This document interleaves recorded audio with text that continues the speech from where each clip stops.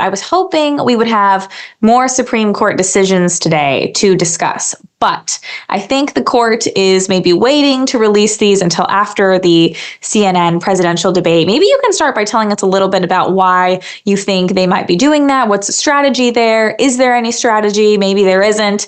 I know that they have released some decisions, which we'll talk about after this, but they seem to be some of the maybe less controversial ones. So what might be the logic there?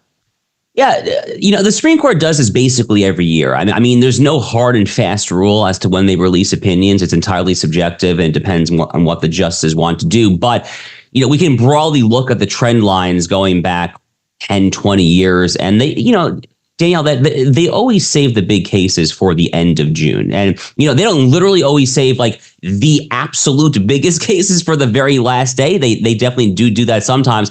But for many years now, we get the marquee high-profile decisions in the last few days of the term. The Dobbs abortion case came towards the very end of the 2022 term. The same-sex marriage case in 2015 was one of the final days, maybe the very final day of that term. So any number of other examples here. But, when it comes to the debate tonight, the justices are attuned to that. I mean, they're human beings. They live in the real world. So it wouldn't shock me if they had internal discussions about possibly delaying the immunity case until after the debate.